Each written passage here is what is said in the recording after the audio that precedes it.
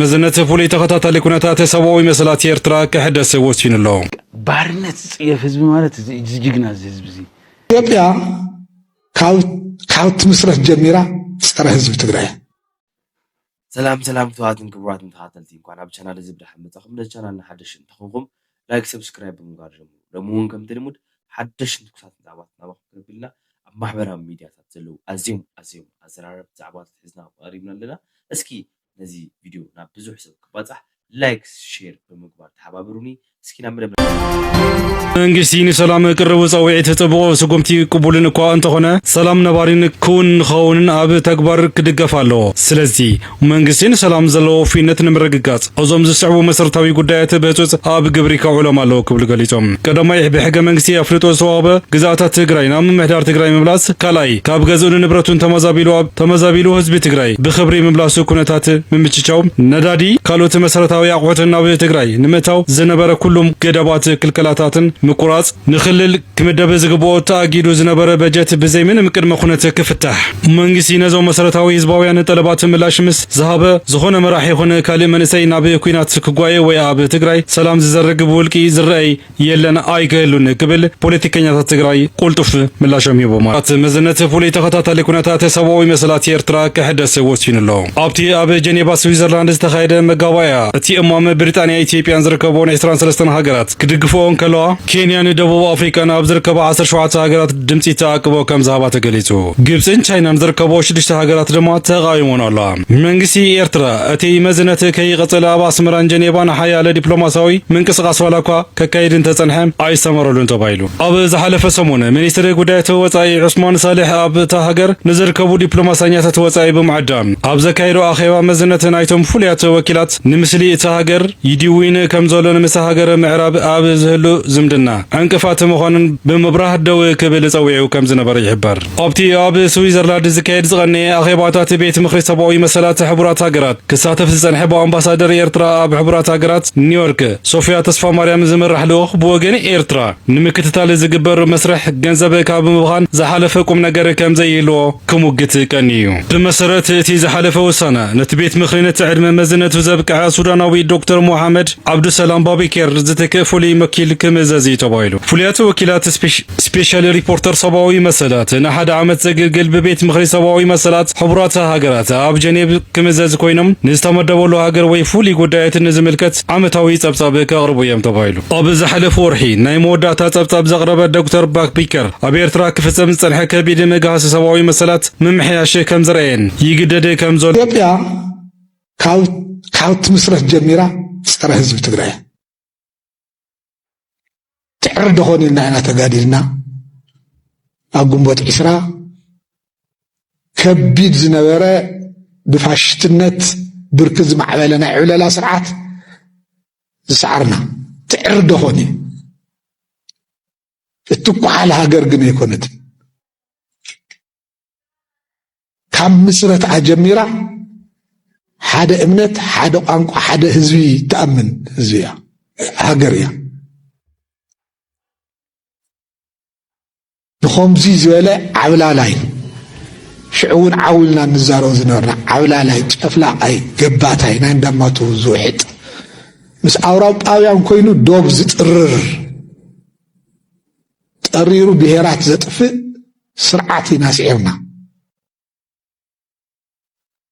ناي قنبوت عسرا عاوت زوقوادلنا ينقر انتحاليو كم هزبه ونمهارلو كم قالوا ونمهارلو كم يزويله بلع فطرت بلع هزبي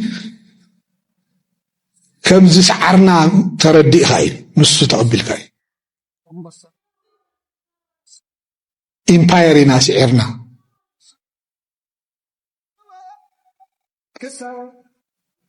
أموداتا زرعنا حسام تايو أو قنبوت إسراع زعرفنا يو حدا معرف بدحريقون خون يلنا من يزنورنا هزبا وسلطان كمص نقال سلنا حزي بيت مخرنا تمليس الله ንምንታይ ተኣጊዱ ነይሩ ኣብ መዓልቲ ኹን ማይጥልና ሕዚ ግን መፅያ ነይራ ብወድዓዊ ጥንካረ ናይ ህዝቢ ትግራይ መፅያ ኣላ እዚ ናይ ህዝቢ ስልጣን እዚ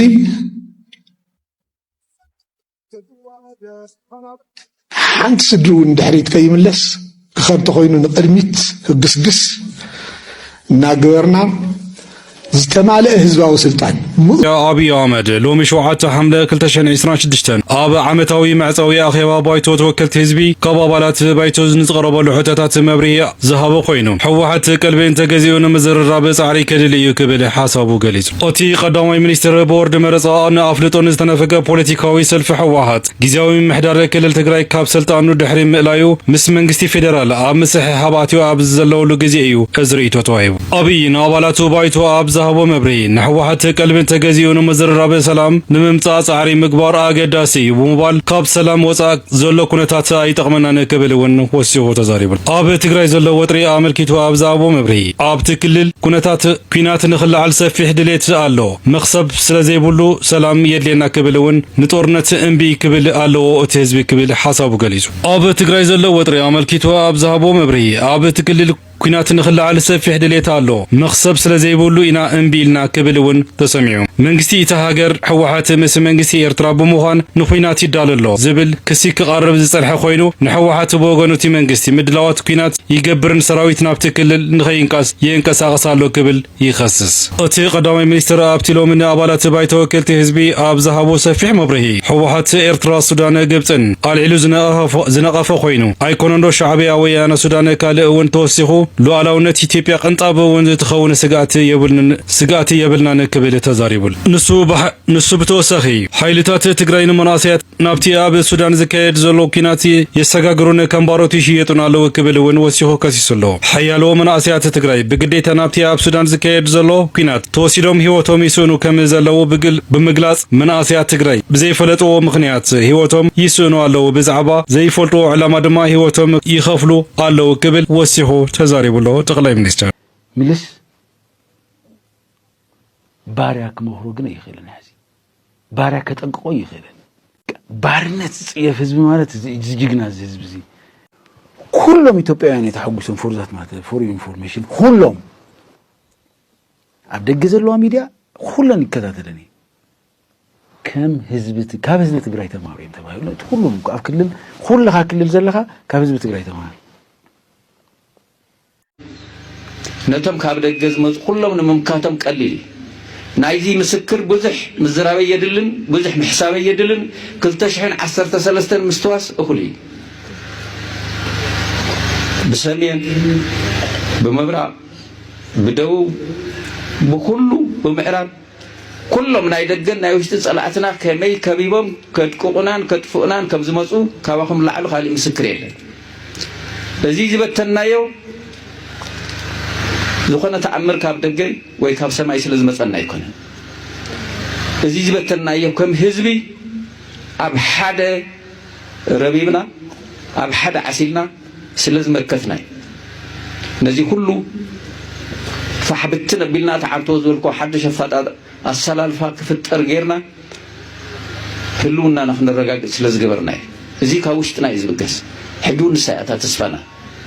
ካብ ውሽጥና እያ ውሽጥና ንዓረይ ውሽጢ ምዕራይ ካብ በዓልካ እዩ ዝብገስ ካብ ነብሰት ከፍና እዩ ዝብገስ ብዙሓት ተስፋ ዘቑርፅን ተስፋ ክንቆርፅን ኣብቶም ቀጻሊ ዕድላትና ተስፋ ክንቆርፅን ብዝግባእ ንዘይህሪኦምን ዝሓለፈ ዝኸፈልናዮ ዋጋን መስዋዕትን ብምሉእ ብዝግባእ ክብሪ ሂብና በዚ ዝኸፈልናዮ ዋጋ ከዓ ዝረኸብናዮም ናይ ህልውና ዝረጋገጽ ጸላእትና ዝብትን ውጽኢት ብዝግባእ ተረዲእና ነቶም ኣብዚ ዘለዉ ኣብ 3 ዓመት ዝተፈጠሩ ሕቱኽቱኻትን ዝተፈላለዩ ተሓሳስባታትን ብዝግባእ ጸራሪግና ናብቲ ንቡር ኣተሓሳስባ እንተኣቲና እቶም ሽግራት ብዝግባእ ይሰዓር እዮም ሕጂ ምሳኹም ኣርማ 50 ስለ ዘለና ኣብዚ ምስ ኣርማ 50 ኮይና ንዘራረብ ዘለና ከዓ ናይ ስልጠና ምረቓኹም እዩ اتناي سلطنا مرقاهم ناي مጨረሻ ناي مودعتان ስለዝኾነ ዘይኮነስ ሓደ ደረጃ በጽሕኩም ኣለኹም ናብ ቀጸልቲ ካልኦት ዓቕምኹምን ብቕዓትኩምን ዝሃንጹ ስራሕቲ እትሸጋገርሉ ግዜ